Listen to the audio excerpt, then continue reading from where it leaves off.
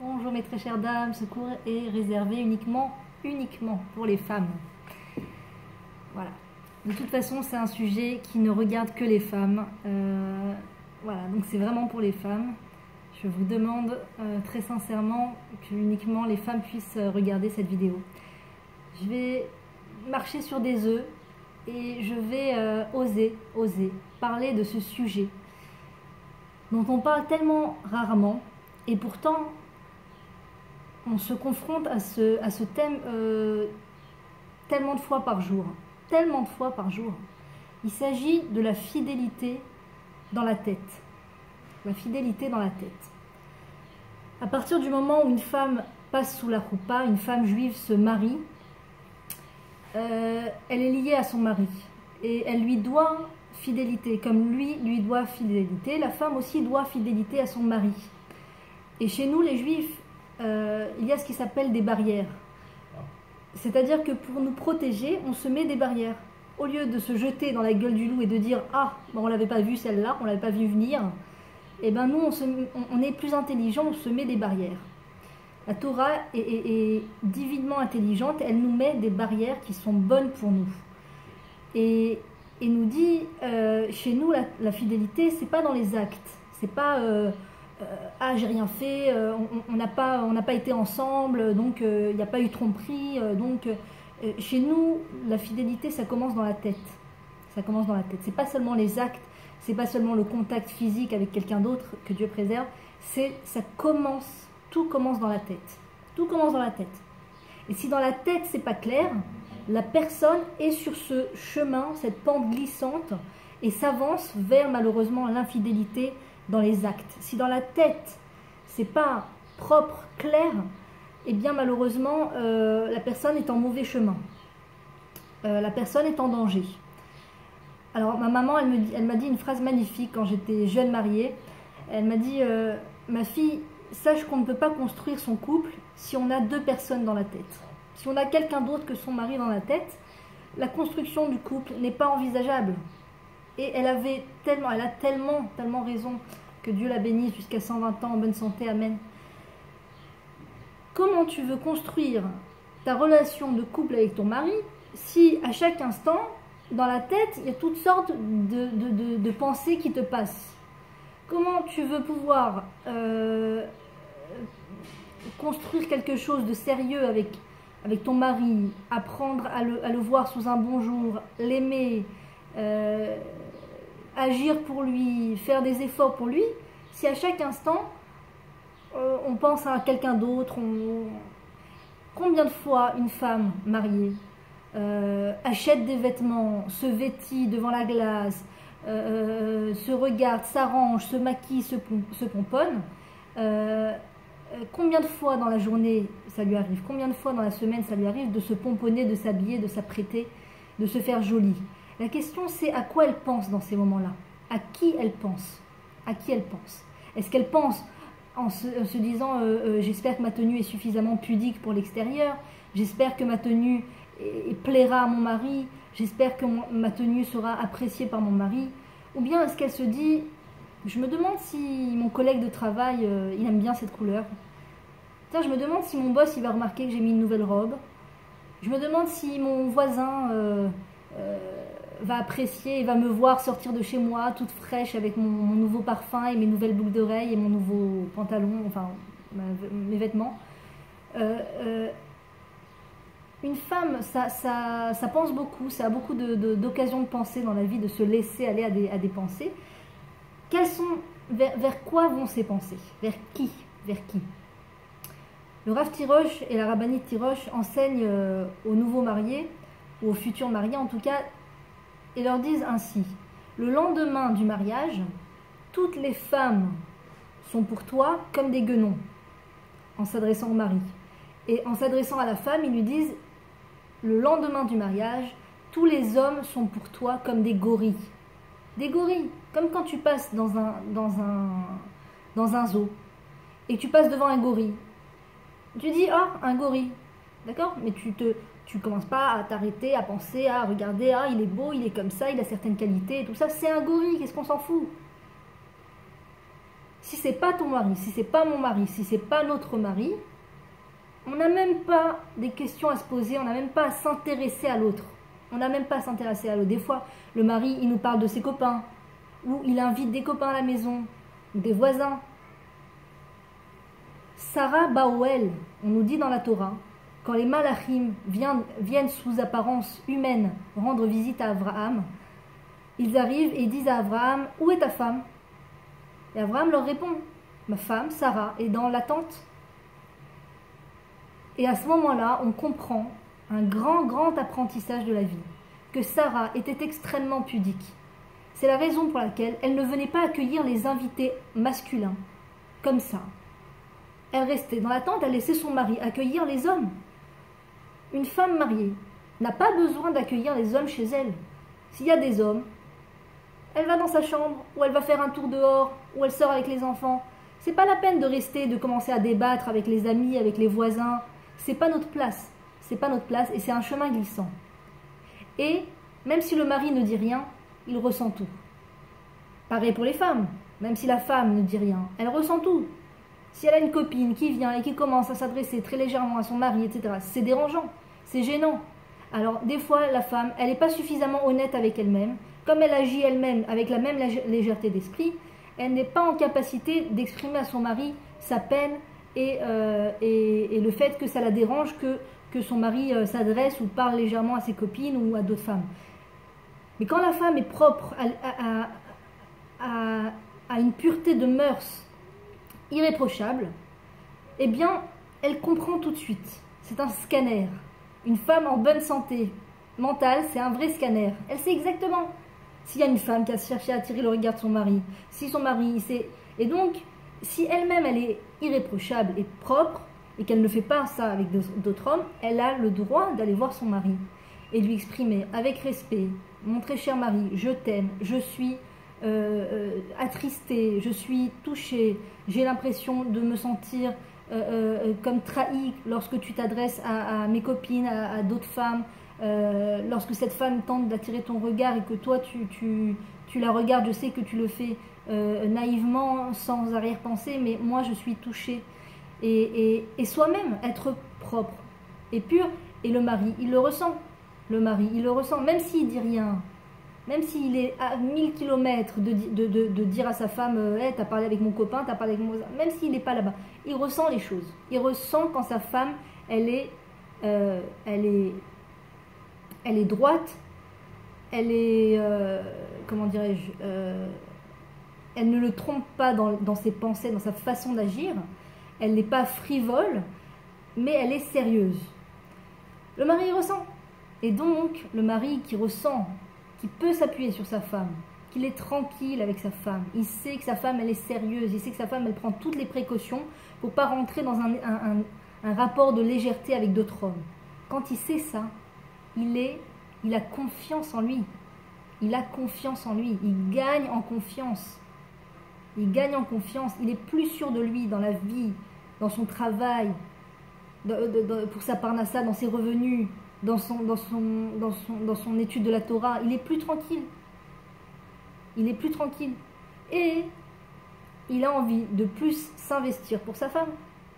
Si c'est que sa femme, à chaque fois qu'il y a une possibilité, une ouverture, un homme, quelqu'un d'autre, tout de suite, première réaction, elle se met à commencer à parler avec son corps et elle commence à attirer le regard et machin et tout. Il le voit, il le sent. Il le sent. Et au fond de lui, même s'il ne peut pas l'exprimer, il a un mal-être vital, crucial, de se dire « je ne peux pas faire confiance à ma femme ». Et tout le rapport de couple va se construire ou pas par rapport à cette base, la fidélité dans la tête. À quoi pense la femme quand elle est mariée? À qui elle pense? À qui elle pense? Malheureusement, pour nous qui avons été, pour ceux qui ont été exposés aux médias non juifs, à toute la culture non juive, où on nous martèle le cerveau avec des histoires de romanesques, on nous martèle le cerveau avec des histoires de tromperie, de frivolité, de légèreté d'esprit. Qu'est-ce qui peut sortir de ça? Qu'est-ce qui peut sortir de ça? On va sortir droit en voyant ça. ça rend l'esprit complètement tordu, ça tord l'esprit, ça rend léger, ça nous donne le sentiment que la faute n'est pas grave. La faute n'est pas grave, de plaire à un autre homme que son mari, de parler légèrement avec un autre homme que son mari, d'attirer le regard d'un autre homme que son mari, c'est pas grave, c'est pas grave, c'est très grave, c'est très grave. Pour nous, le peuple juif, c'est la fin du monde, c'est la fin des générations, c'est la fin, tout s'arrête là. Si tout le monde se met à agir comme ça, si toutes les femmes se mettent à agir comme dans les films, comme dans les romans, il n'y a pas d'avenir du peuple juif. Tout tient sur les épaules de la femme. Besrut Nashim Tzadkaniot Nigalou Israël. Ve Besrut Nashim Tzadkaniot Atidim Legael. C'est grâce aux femmes qui sont justes que le peuple juif a été libéré. Et dans l'avenir, c'est grâce aux femmes justes que le peuple juif sera libéré. Ça commence avec quoi? Ça commence dans la tête, la propreté des mœurs. Donc si on sait qu'on est sensible, si on sait qu'on est quelqu'un qui a une tendance naturelle à s'intéresser aux autres hommes, à chercher à plaire, on a toute cette tendance. Je ne sais pas si elle est naturelle ou pas, je crois pas. Je pense qu'on l'a malheureusement épongée dans ces fameux médias, ces fameux films qu'on a épongés quand on était jeune, depuis la petite enfance, Mickey et Minnie avec les cœurs, princesse machin, la belle et la bête. Tous ces films sont basés sur le couple, on ne nous parle pas de mariage, il n'y a pas de mariage. Le baiser, le fameux baiser. On a été formaté malheureusement, donc c'est pas notre nature. Notre nature à nous, c'est Sarah Baoel. Ça, c'est notre nature. Nos mérites, grâce à notre matriarche Sarah, fait qu'on a hérité de cette qualité de pudeur, de cette qualité de fidélité, de pureté des mœurs. Et si malheureusement, en tant qu'enfant juif, on a été malheureusement très exposé à cette fameuse culture non juive, on a pompé un maximum d'informations qui sont anti-Torah, qui sont l'antithèse de la Torah, qui sont mensongers, qui sont mauvais pour l'être. Donc déjà, la première des conclusions, c'est de ne pas continuer à faire passer ces médias pourris à nos enfants, déjà de les protéger de ces médias, et de comprendre que nous, on a été vachement affectés par ça, et de se dire que non, c'est pas la nature de la femme juive que de se mettre à débattre avec d'autres hommes que son mari, de se mettre à parler devant d'autres hommes que son mari, de se mettre d'être en contact avec un autre homme que son mari, que Dieu préserve, de s'intéresser à un autre homme que son mari, de rentrer dans un discours de charme avec son mari, avec quelqu'un d'autre que son mari. Le Rav Ron Shaya, il dit, que Dieu le bénisse, qu'entre un homme et une femme, marié, pas marié, peu importe, entre un homme et une femme, il y aura toujours quelque chose qui passera. C'est comme en électricité.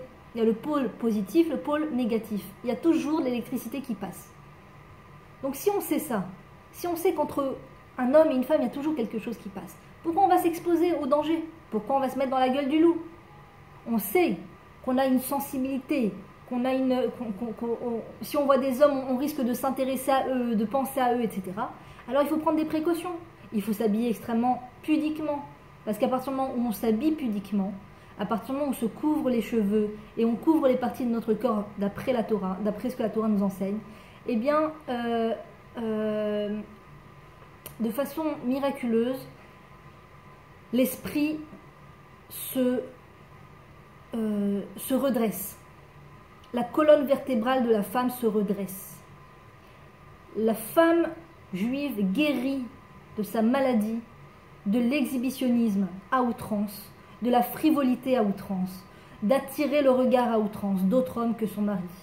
Elle a reçu un charme naturel qui est magnifique et qui peut lui permettre de construire son binyan adéad, de construire sa maison, de construire son foyer juif avec son mari. Grâce à son charme, elle peut parler à son mari avec douceur et avec charme et lui faire prendre la bonne voie.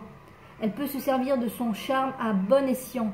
Et malheureusement, elle peut se servir de son charme qu'elle a reçu gratuitement, divinement de la part de Dieu pour s'auto-détruire, détruire sa cellule familiale et détruire la cellule familiale d'autres personnes et détruire les autres et détruire le monde.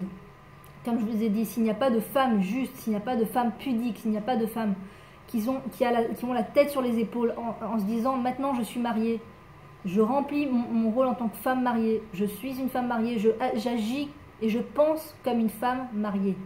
Vous savez, moi ça me rappelle au début du mariage, je n'avais pas du tout conscience de toutes ces données. Et je me souviens que j'ai eu du mal à prendre le nom de famille de mon mari. Donc pendant un long moment, je me faisais appeler par mon prénom de jeunesse. Sur Facebook, sur les réseaux sociaux, j'avais mis mon prénom et mon nom de famille de jeunesse, au cas où quelqu'un me recherche, au cas où... et puis je disais que j'avais du mal à m'y faire, donc pour l'instant je préférais garder mon nom. Donc je me faisais toujours appeler par mon nom de jeunesse. Et au bout d'un moment, je me suis dit, mais pourquoi je n'agis pas comme une femme mariée? Je suis mariée. Pourquoi je continue? Pourquoi je n'arrive pas à rentrer dans ce rôle de la femme mariée? Parce qu'on a toute une culture énorme, non juive, issue de notre exil, de notre éloignement de la Torah et de la terre d'Israël pendant des millénaires, issue de toute cette société. On a été dévié, notre esprit a été complètement dévié. Et donc, ce qui est le plus logique et le plus normal, c'est-à-dire qu'une femme mariée agisse et pense comme une femme mariée, est devenu quelque chose comme un ovni, comme quelque chose de lointain, de bizarre, d'étranger. Et le plus logique, c'est de se sentir mal à l'aise d'être mariée. C'est pas à l'aise d'être mariée, c'est pas... on s'y fait pas forcément, on aime bien garder son statut de femme célibataire, de femme libre, on aime bien continuer à croire qu'on est libre. Souvent cette grande déviation de l'esprit des gens qui disent moi je me marie mais je reste libre, je veux rester libre, je veux rester sans contrainte. Donc chacun son appartement, chacun son nom de famille, le moins de signes possibles qui montrent qu'on est marié. On est marié ou on n'est pas marié? Je comprends pas. Si on se marie, il faut assumer. Si on se marie, on se marie. Pourquoi le mariage, ça fait peur? On nous a bourré l'esprit, on nous a formaté. Le mariage, c'est dur, c'est lourd, c'est contraignant. Le mariage, c'est la voie. C'est la voie du paradis. Le mariage, c'est la voie de ta construction dans ce monde et dans le monde futur. Le mariage, c'est ta construction personnelle. Au cas où tu n'aurais pas compris, au cas où on n'aurait pas compris, le mariage, c'est le seul moyen qui permet à la femme de devenir ce qu'elle doit devenir dans ce monde. C'est le seul moyen qui permet à la femme de remplir sa fonction dans ce monde. Pareil pour l'homme. Le mariage, c'est divin, c'est suprême, c'est merveilleux, c'est saint, c'est sérieux. Et on a une grande déviation d'esprit due au film, malheureusement, due aux médias. Et malheureusement, donc la femme juive est assaillie par toutes sortes de pensées et d'actions et de façons d'agir qui sont étrangères complètement au couple juif, au foyer juif, à la femme juive. Et c'est un travail, il faut guérir de cet exhibitionnisme, de cette frivolité, il faut guérir de cela, il faut se réveiller et se dire, bon, je suis mariée ou je ne suis pas mariée? Alors comment j'agis? J'agis comme une femme mariée ou j'agis pas comme une femme mariée? Et comme je vous l'ai dit, la pudeur, sans qu'on le sache, sans qu'on le calcule, sans qu'on le fasse par intérêt, la pudeur vient, mamache, vraiment aider la femme dans cette guerre. Parce que c'est dur de lutter contre les pensées. Il y a un homme qui me regarde là, il y a un homme qui me fait des compliments, et là il y a un homme qui m'écrit un message privé sur internet, et l'autre qui me dit que je suis belle, et l'autre qui me... C'est dur de lutter contre les pensées. Alors justement, parce que des fois de lutter contre les pensées, c'est une guerre qui est dure et qui est plus forte que l'homme, eh bien il y a des actions et des mitzvot qui nous font avancer à 1000 à l'heure, qui nous expulsent au sommet, qui nous propulsent au sommet, et donc en l'occurrence la pudeur, la tsniout, le fait de couvrir tous ses cheveux. Comme elle dit la rabbinite Mizrahi, Yemima Mizrahi, elle dit que que Dieu la bénisse, elle dit que chaque cheveu de femme mariée qui est à l'extérieur crée un lien avec un autre homme. Tous les hommes qui vont avoir accès visuellement aux cheveux d'une femme mariée, chaque cheveu, ça va créer un lien avec un homme, avec un autre homme. Et donc la femme mariée rentre chez elle avec tous ces liens de tous ces hommes qui l'ont vue et qui ont vu ses cheveux. Parce qu'on dit que Sear Beisha Erva, les cheveux d'une femme mariée sont sa nudité. C'est-à-dire que les cheveux de la femme mariée prennent après le mariage le statut, c'est un truc que humainement on ne peut pas comprendre, on ne peut pas expliquer. Tu dis, attends, je ne comprends pas, si une fille célibataire, c'est pas grave et c'est normal qu'elle ait les cheveux découverts. C'est pas si grave qu'une femme mariée elle ait les cheveux découverts. C'est pas si grave puisque c'est pas comme une autre partie du corps. Il y a des parties du corps intime qu'on va pas montrer, c'est sûr, célibataire ou pas célibataire.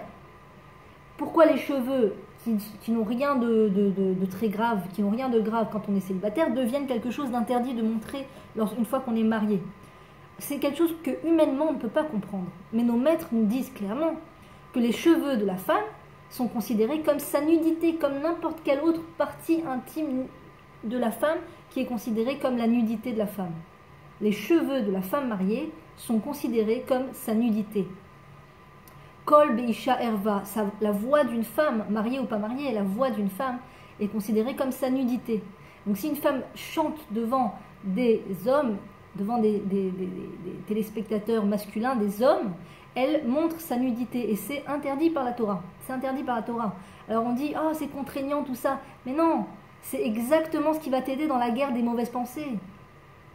Tu vas être tout le temps en train de penser à l'homme et à cet homme et à cet homme et à cet homme. Et on n'arrive plus à reprendre le dessus, on est assailli par des pensées. C'est ces actes-là qui vont te protéger de ces pensées. La guerre est beaucoup moins difficile quand une femme est vêtue pudiquement. La guerre contre les pensées d'infidélité est beaucoup moins difficile quand elle se vêtit pudiquement. C'est un miracle. C'est un miracle. C'est une aide divine incroyable. Incroyable. Donc voilà, comme la plupart des mitzvot dans la Torah, on ne sait jamais vraiment ce qui se cache derrière. Et il y a des profondeurs et des aides et des cadeaux qui se cachent derrière les mitzvot en fait. Nous, on croit extérieurement que c'est contraignant, mais en fait c'est juste quelque chose qui va t'aider à construire ton couple, qui va t'aider à accéder au bonheur dans ton couple, qui va t'aider à accéder à la construction dans ton couple. Et sans ça, il n'y a rien qui commence, il n'y a rien qui finit, il n'y a rien qui se construit. Le couple, il est bancal, il est frileux, comme on dit, il s'effrite, le couple s'effrite sans ses règles, sans ses lois, sans les lois de la Torah, sans les lois de la pudeur, sans les lois de la fidélité. Le couple ne se construit pas. Il a l'air, on est mariés, on est passé sous la roupa, on vit dans la même maison, ça a l'air de se construire, mais ça ne se construit pas, ça n'a pas encore commencé. Parce que la base n'est pas encore claire. La fondation n'est pas encore claire. La fondation, c'est « je suis la femme de mon mari ». Ani Eshet Ish, je suis la femme de mon mari. J'appartiens à mon mari. Ni aux voisins, ni aux collègues, ni au boss, ni au vendeur de la macolette, ni à personne. Et si je sens que je suis fragile, que chaque fois que je vois d'autres hommes, que d'autres hommes s'adressent à moi, je suis ébranlée par leur façon de m'accoster, etc., eh bien je me protège. Je fais comme Sarah, notre mère, qui était très intelligente, que Srutat Hagen Aleinu, que son mérite nous protège et nous éclaire et nous rende fortes, parce que c'est ça la force de la femme. C'est ça la force de la femme. Nous on croit, les médias, la télé, toute cette culture nous fait croire que de pouvoir être libre dans ses pensées, c'est ce qui s'appelle de l'imagination, de la créativité. Je suis quelqu'un de très imaginaire, imaginatif, j'ai beaucoup d'imagination. On croit que c'est quelque chose de positif, tu sais. Tout de suite, j'envisage un roman, j'imagine des situations romanesques, des situations forte, en amour et en passion, et j'ai plein d'idées, de scénarios entre une femme qui n'est pas mariée, qui est mariée et qui rencontre un homme qui est tout ce qu'elle a toujours rêvé. J'ai plein d'imagination. C'est pas de l'imagination, c'est de la faiblesse, mon ami. C'est de la faiblesse. Tu es faible, tu ne crois pas en l'infini, tu ne crois pas en la valeur infinie qui se cache dans la cellule familiale, dans le couple. Tu balayes le couple d'un grand coup de balai et tu te laisses aller à toute ta faiblesse, toute la faiblesse que tu as dans ton esprit, tu te laisses aller à croire que c'est quelque chose de beau, de positif, d'imaginatif. J'imagine un scénario entre une femme mariée et un homme marié. Et alors, tu es fier. C'est la faiblesse de l'esprit. Quelqu'un qui n'est pas musclé, qui a le ventre tout flasque, qui a le ventre qui sort à l'extérieur, il va commencer à se vanter, à se dire ouais, moi j'aime bien avoir le ventre à l'extérieur, j'aime bien avoir le ventre flasque, j'aime bien, c'est stylé, tout ça. C'est pas stylé, c'est une faiblesse des muscles. C'est une faiblesse des muscles. En général, quelqu'un ne va pas exposer son ventre flasque sur la plage. Il va être plus ou moins gêné. Et bien, de la même façon, la flasquerie, si on peut dire, de l'esprit, ne t'en vante pas. C'est pas une force, c'est une faiblesse. La force, c'est de dire, malgré toute la pression de la culture, malgré toute la pression de tous ces médias, de tous ces films et tous ces scénarios romanesques à outrance, etc., de tromperie et de légèreté d'esprit, malgré toute cette pression, j'agis et je pense comme une femme mariée. Je me rattache à mes racines qui sont Sarah, qui est dans la tente, qui ne va pas s'exposer devant les invités. Je suis propre, que Dieu nous aide, parce que quand on y arrive, c'est un cadeau divin, c'est pas ma force, c'est pas moi, c'est Dieu qui nous envoie ce cadeau divin de nous aider à être propre dans ses pensées. Je vais vers cette force, c'est une force, c'est une force. Ça, c'est une valeur. Une femme qui ne pense pas d'autre homme alors qu'elle est mariée, ça, c'est de la valeur. Ça a de la valeur. Ça, elle peut s'en vanter. Elle peut dire, je suis propre, je suis fidèle dans ma façon d'agir, dans ma façon de penser, je suis fidèle, je suis irréprochable. C'est l'idéal de la femme mariée juive. Ça doit être l'idéal de la femme mariée juive. Il faut faire le ménage de tous ces médias, de toute cette culture qui nous fait croire le contraire. C'est ça la vraie force. La vraie force, c'est pas d'être libre, de se croire libre, sans contrainte. C'est pas la force, ça c'est la faiblesse. C'est la Torah qui nous éclaire sur ce chemin. Heureusement que la Torah est là. Heureusement que la Torah est là. Le monde serait un vrai tohu-bohu s'il n'y avait pas la Torah pour nous éclairer.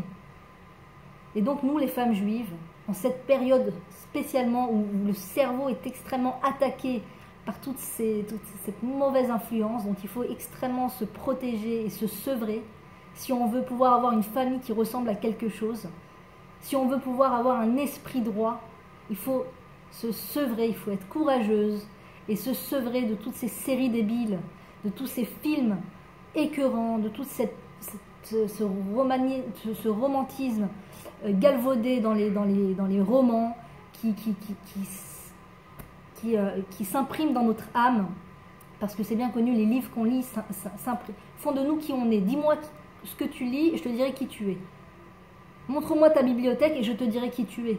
Ce que l'homme lit, c'est ce qu'il devient. Il peut ne pas être pour, ne pas être d'accord, ne pas être truc, il le lit, il le devient. Donc, montre-moi les livres que tu fais rentrer dans ta maison et je vais te dire en 2 mots qui tu es, à quoi tu penses. En 2 mots, je te le dis. Pas moi, les maîtres, notre maître, nos maîtres, notre Torah, Dieu. Nous, on est responsables. Si après, on a beaucoup de mal à gérer ses pensées, alors disons que si on n'est pas responsable de nos pensées, bien que la Torah te dit que tu dois être responsable de tes pensées, disons que l'homme n'est pas responsable de ses pensées. En tout cas, ce qui est sûr, c'est qu'il est responsable de ce qu'il lit. Il est responsable de ce qu'il voit.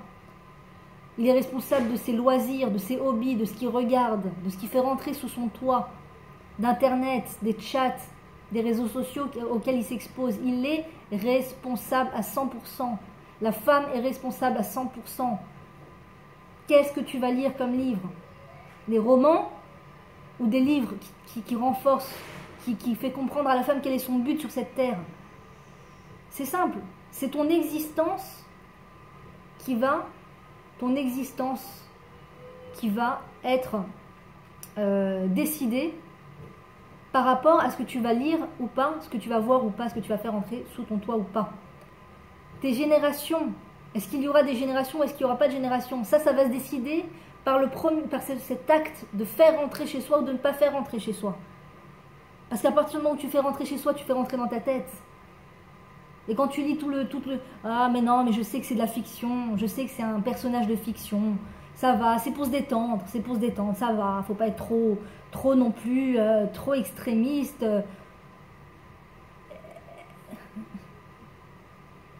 T'es dans la gueule du loup, ma fille. T'es dans la gueule du loup quand tu dis ça. Ça y est, t'es déjà loin dans les vagues. Le sauveteur, il te voit même plus. T'es déjà dans le déferlement des vagues, là. Tu sens même plus la tête. Quand on se convainc par des bêtises pareilles, de se dire non, je lis, mais je reste neutre. Il y a deux raisons pour lesquelles l'être humain pense qu'il n'est pas influencé par ce qu'il lit. Ou il est très naïf, ou il est très orgueilleux. Et c'est tes futures générations. Est-ce que tu vas donner des futures générations? Est-ce que tu vas créer une vie infinie dans ce monde et dans le monde futur par tes choix méticuleux et propres de ce que tu lis, de ce que tu vois, de ce à quoi tu t'exposes, des pensées que tu te permets d'avoir, la façon dont tu vas te vêtir? Ou est-ce que je veux me détendre? Voilà mes très chères femmes, on continuera si Dieu veut. Faites partager un maximum cette vidéo, elle peut sauver des âmes, des familles entières, des cellules familiales entières. À très bientôt. Shabbat Shalom.